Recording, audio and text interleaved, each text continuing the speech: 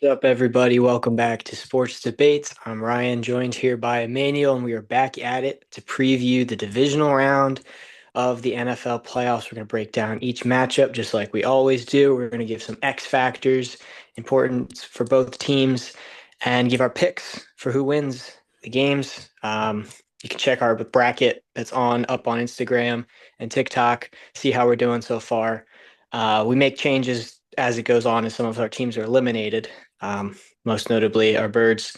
But we're going to talk about the four games, start Saturday and Sunday, and do our thing. So without further ado, let's get started.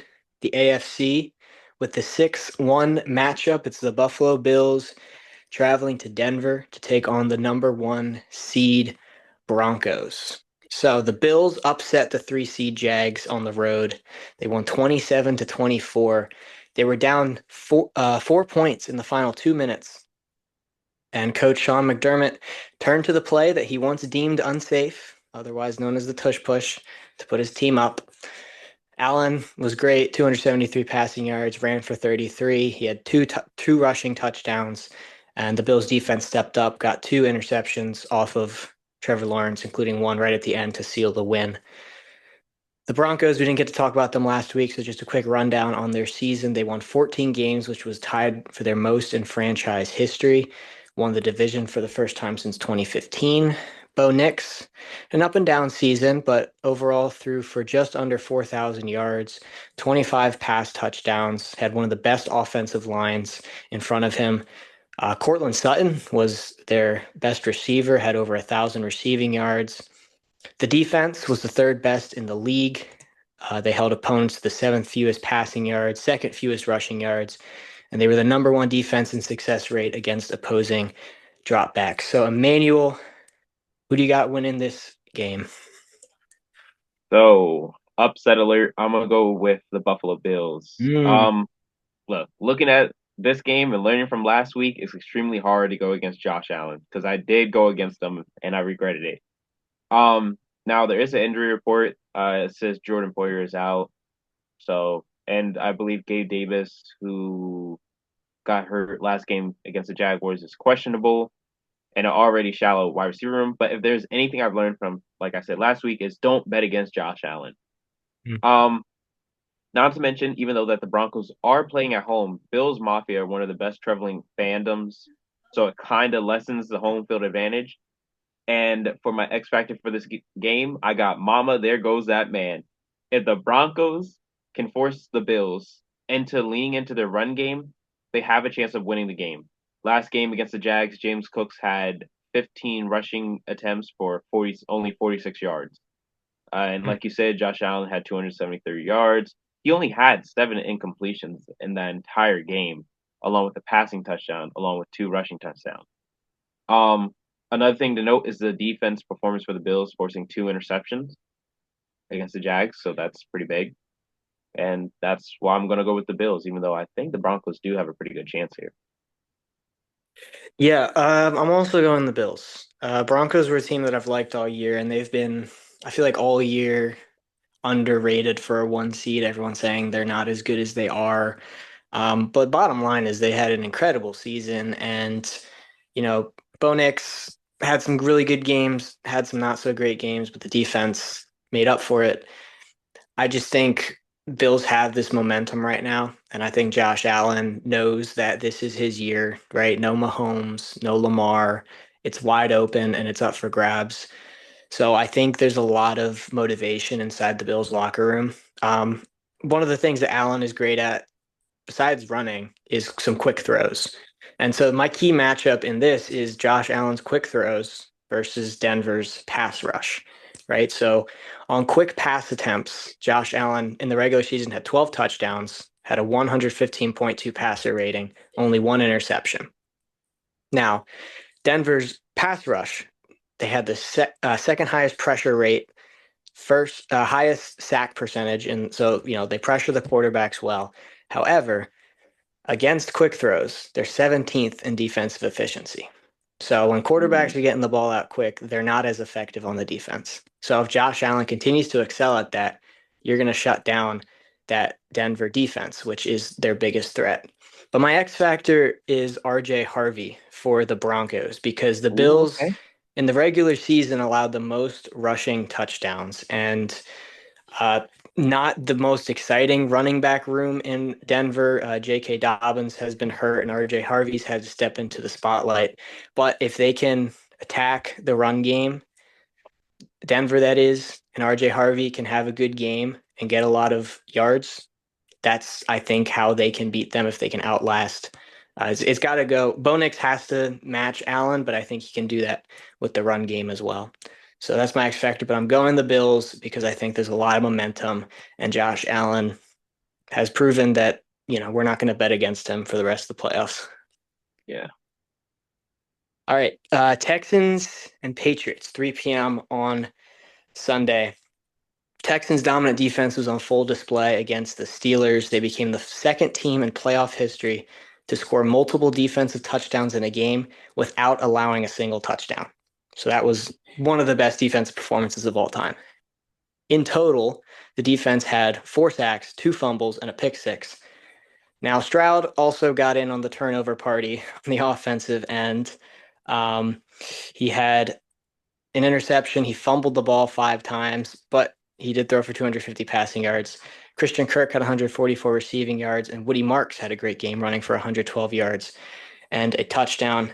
Meanwhile, the Patriots, they handled the Chargers 16-3. It was never close. Drake May threw for 268 yards, ran for 66. He did have a turnover and 2 fumbles, but he was great besides that. The defense, as expected, got through LA's thin paper offensive line. They sacked Herbert 6 times and forced 2 fumbles. So this is a very intriguing matchup, one of the best offenses in the league versus one of the best defenses in the league, if not number one in each of those categories.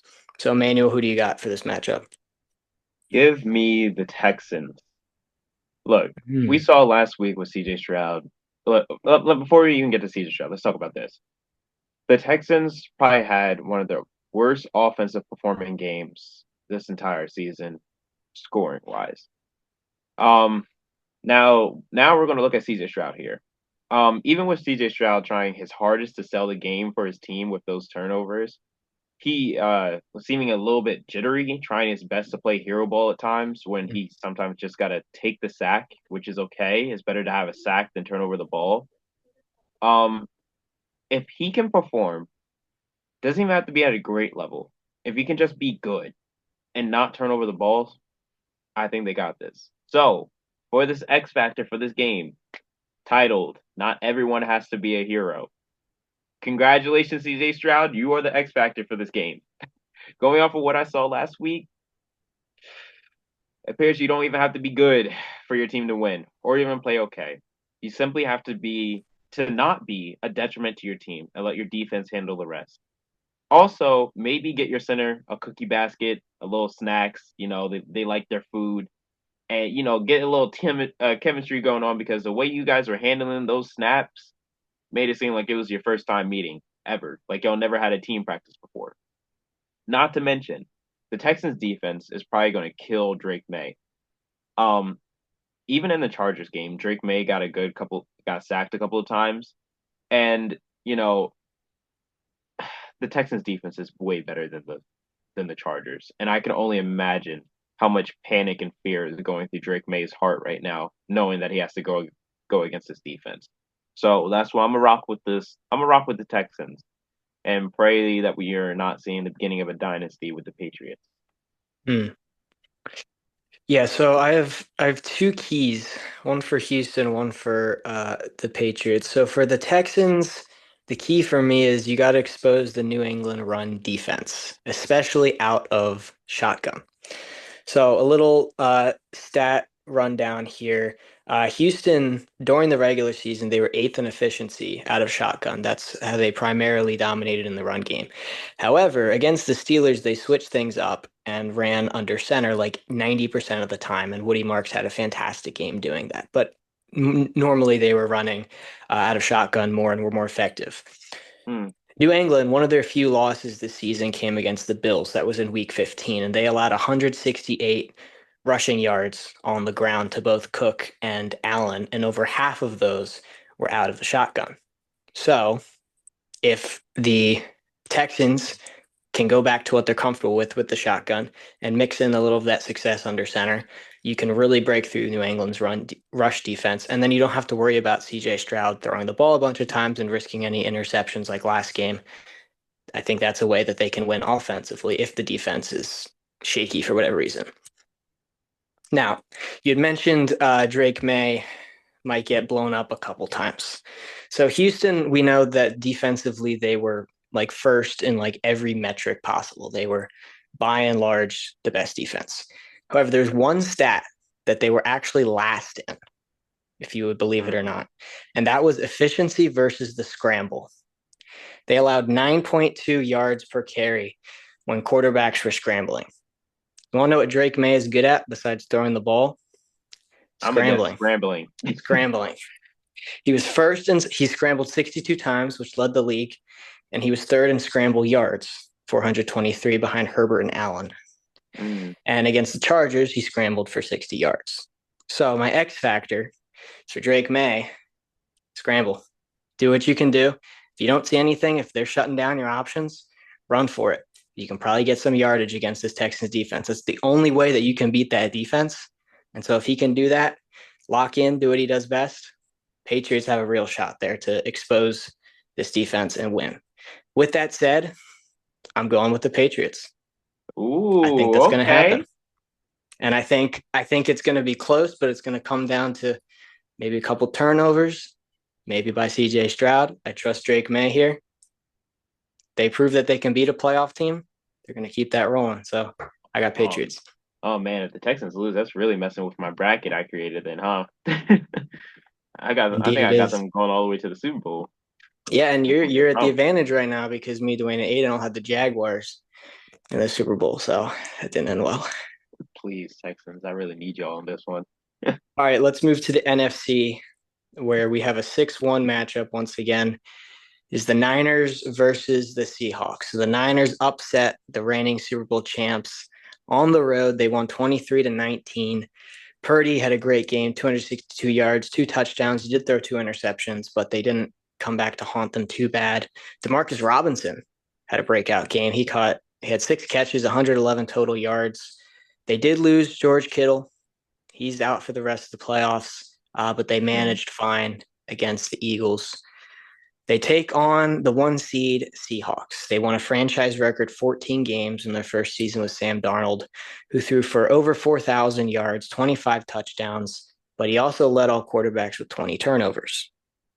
Jackson Smith and Jigba was on pace for 2,000 yards at one point. He ended with a league leading 1,793 yards, 119 Mm. receptions. Walker and Charbonnet were the third most active running back trio. They combined for 17 touchdowns and over 1,700 yards. On top of all those offensive weapons, they had the best defense in the league. They held their opponents to just 17.4 points per game and 91 rushing yards a game.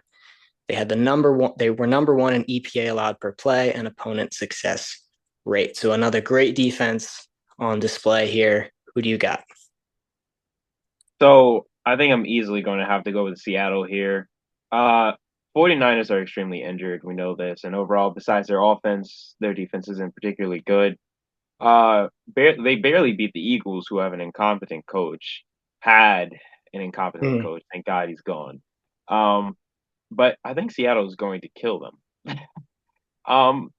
You know what? I only had originally only had one X factor for this game. I'm gonna go with two. First X factor is Ghost Whisperer. Will Sam Darnold see ghosts and sell the game?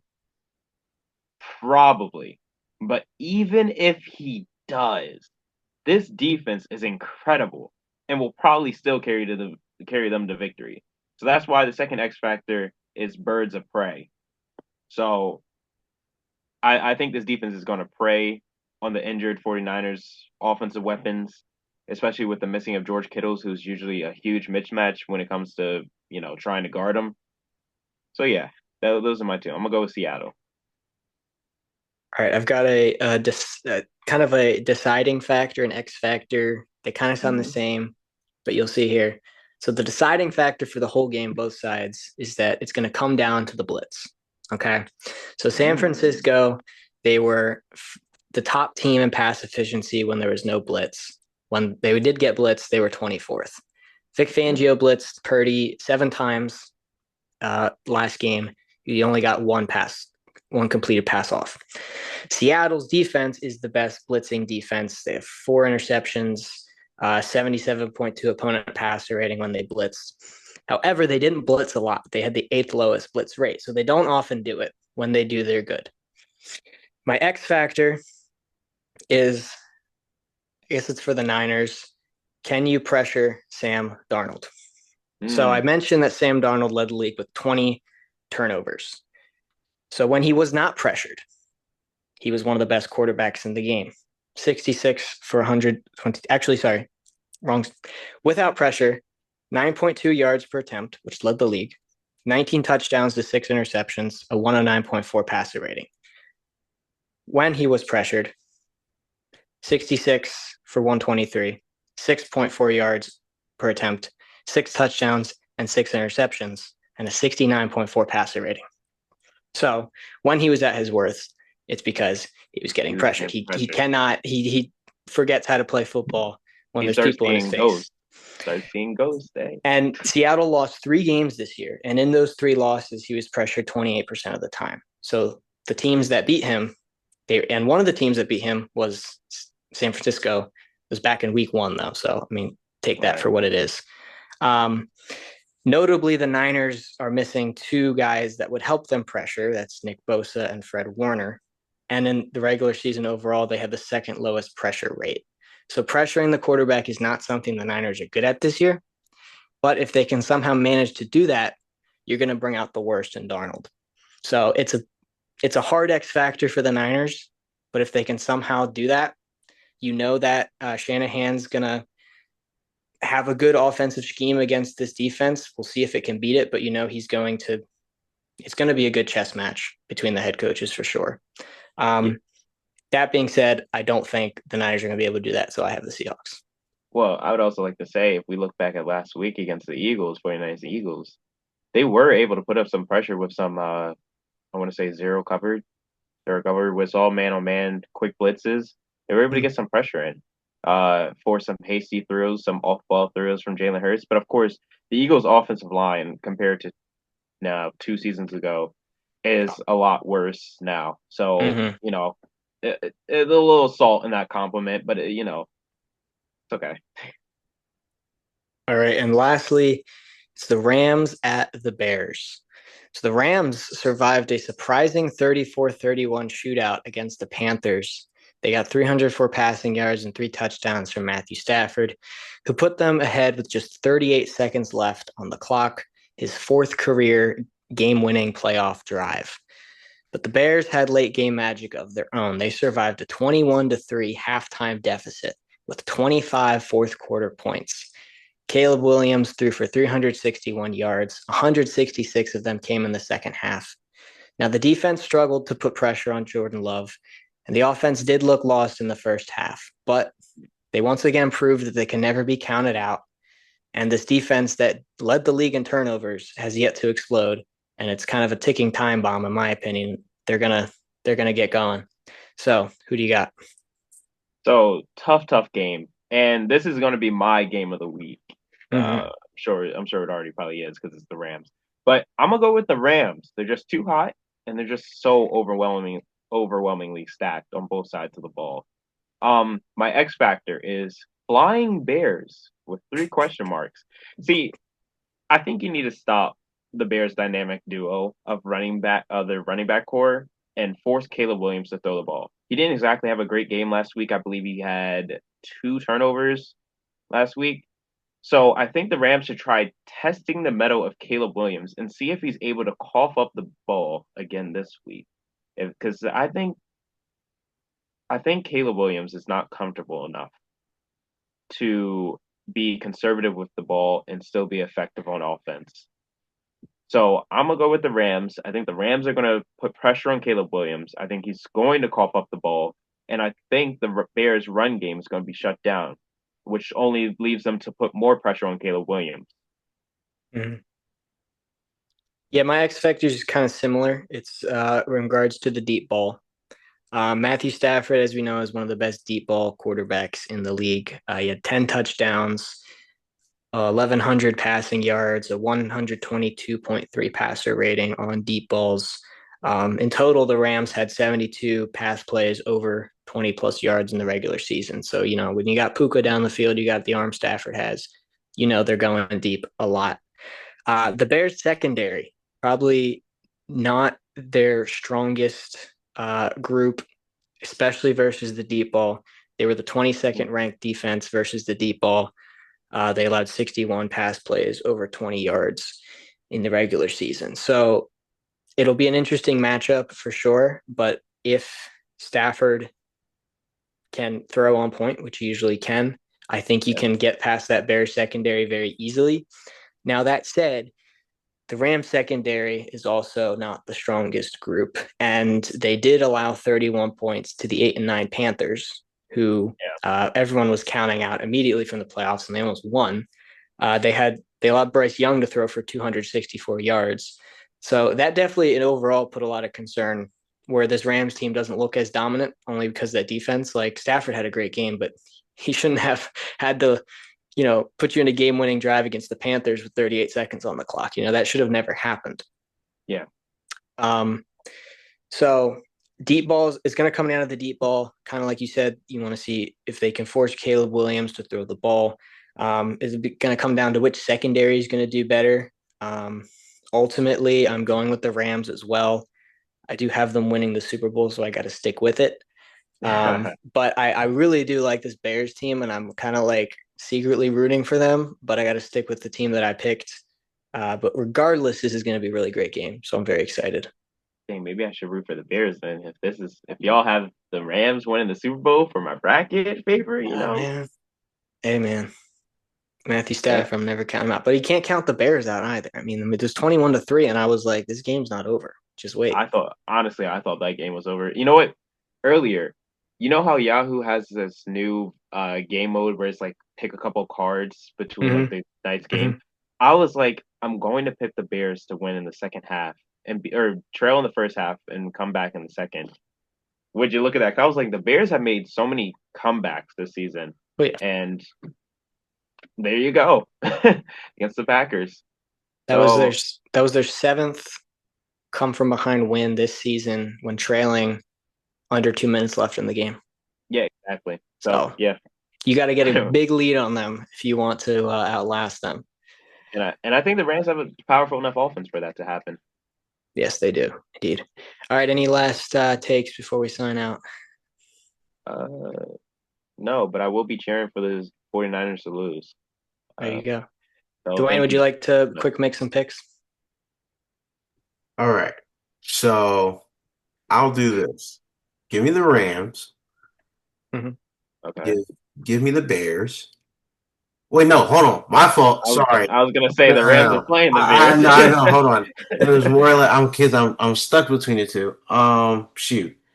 We forgot to mention Sam Darnold is currently questionable for Yes. the Seattle Seahawks with Who's their the backup? oblique injury. Great question. I don't think it's Oh, gonna matter. Maybe. give me 49ers. Uh, Mm. give me Ooh. the Bears. I'm gonna change that. Give me the Oh, Bears. okay. Okay. He's going Give me underdogs here. give me the Patriots. Okay. And what was that last one? Bills, Bills, Broncos. Broncos. Oof. Broncos are the one seed. Bills are the I think the six. Broncos are possibly fraudulent, so I'm going to give Bills. I remember the last time you called a team I know, I fraudulent. know. It's Josh Allen though. That's the factor. It's Josh Allen. So I don't know. But I'll give the Bills a chance. Why not? Hey, okay. What? Seattle's backup quarterback is Drew Lock. Oh, Drew Throwback Lock's there. throwing. Drew Lock's throwing for 500 yards. All right. Oh You wait, heard it here, shoot! I folks. forgot. Oh shoot! I forgot Drew Lock. Oh shoot! You I heard it here, gotta stay with folks. the take. All right. Well, thank you for watching. As always, we'll be back next week to preview the NFC and AFC championship games. Enjoy your weekend and watching the games. We'll see you next time.